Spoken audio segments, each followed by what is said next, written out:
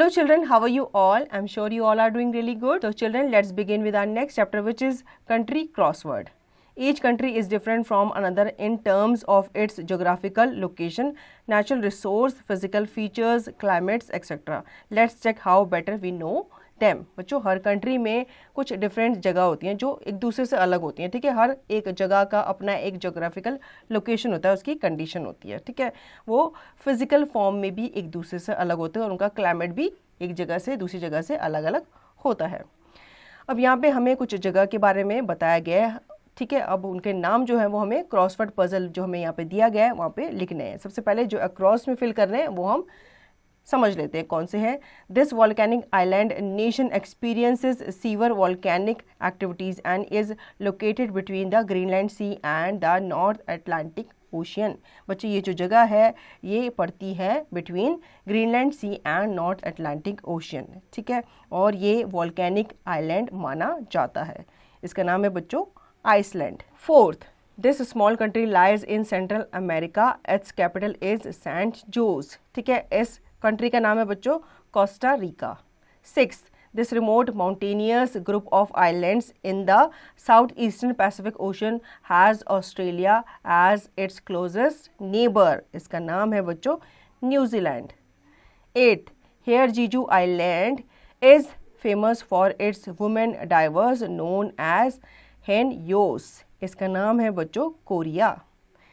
Tenth, known for its unique plant and animal life. It is home to kangaroos, koala, platypus and echidna. इसका नाम है बच्चों Australia. अब हम down की तरफ वाले पढ़ लेते हैं।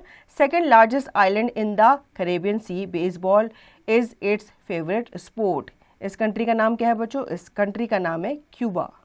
Third, 70% of this land locked country in southern Africa is covered by the huge Kalahari Desert. इसका नाम है बच्चों Botswana. Fifth, it happens to be the world's leading producer of jade and is a country of volcanoes, mountains and beaches on the Pacific Ocean and the Caribbean Sea. इसका नाम है बच्चों Guatemala. Seventh, the smallest country in South America is named after the equator that spills it into two. इसका नाम है बच्चों Ecuador, ठीक है। ये एक स्मॉलेस्ट कंट्री मानी जाती है साउथ अमेरिका की। Ninth, Ferdinand Magellan landed on this archipelago in 1521. People here are often addressed as Filipinos. इसका नाम है बच्चों Philippines.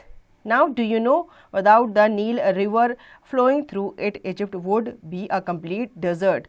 The river flows from south to north, dividing the country into Upper Egypt and Lower Egypt respectively. बच्चों, ये कहा जाता है कि अगर नील नदी नहीं होती तो इजिप्ट एक डेजर्ट माना जाता है, ठीक है। ये जो नदी है ये इसके बीच में से फ्लो करती हुई जाती है और ये डिवाइड करती है इस कंट्री को दो पार्ट्स में, अपर इजिप्ट एंड लोअर इजिप्ट। तो बच्चों, आई होप आपको ये चैप्टर अच्छे से समझ में आ गया होगा। अब इसका रिवीजन और इसकी प्रैक्टिस आप खुद से करेंगे।